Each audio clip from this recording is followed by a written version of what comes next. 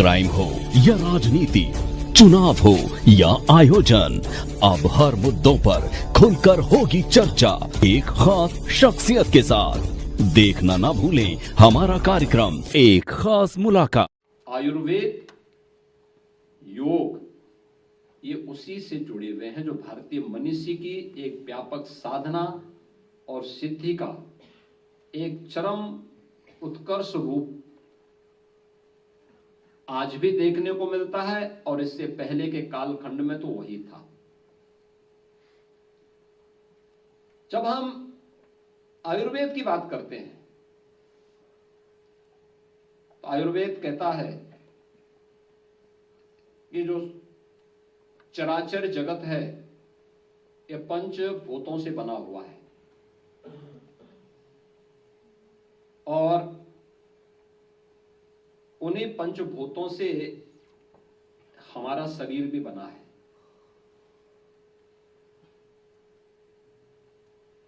अलग कुछ भी नहीं है।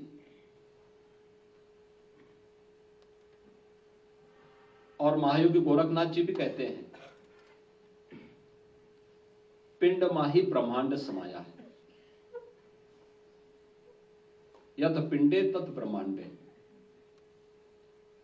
यानी जो कुछ भी इस ब्रह्मांड में वही हमारे इस पिंड, इस शरीर में है। इस शरीर में पूरा ब्रह्मांड समाया हुआ है। गोरखनाथ जी का जो क्रियात्मक योग है वह भी, नाथ पंथ से जुड़ा हुआ क्रियात्मक योग है, वह भी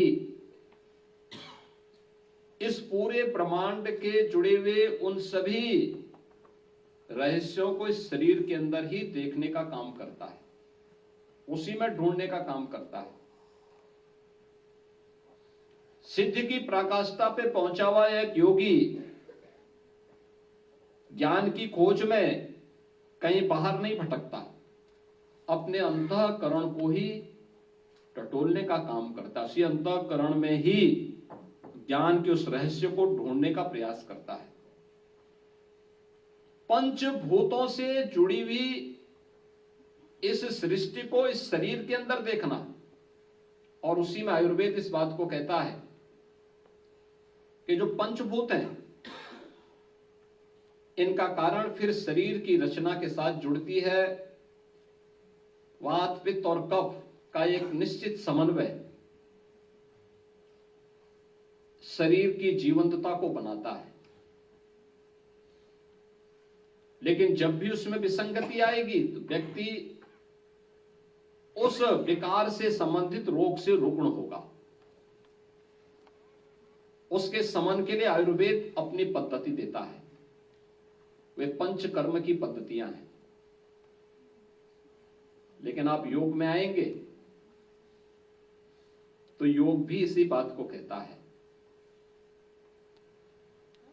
योग में आप किसी भी पद्धति में जाएंगे, आप हठ योग में जाएंगे, राजयोग में जाएंगे, ज्ञान योग में जाएंगे, लय योग में जाएंगे, प्रारंभिक पृष्ठभूमि सबकी एक जैसी है, एक जैसी है, कोई भी एक दूसरे से अलग नहीं है।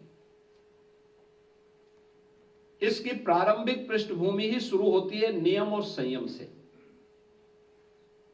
याद रखना, राजयोग तो यम और नियम के साथ उसे जोड़ देता है, हठ योग उसे खटकर्म के साथ जोड़ देता है। अगर आयुर्वेद में पंचकर्म है तो हठ योग में यही खटकर्म है, 6 कर्म है, धोती, बस्ती, नेति, नौली, त्राटक, कपालभाति।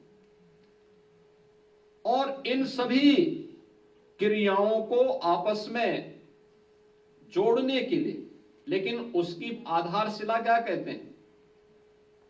आयुर्वेद भी कहता है कि जब भी देश, काल और परिस्थिति के कारण किसी एक वात, पित्त और कफ में विसंगति आती हो तो उसके समन के लिए आप पंचकर्म की कार्यक्रमों के साथ जुड़ सकते हैं।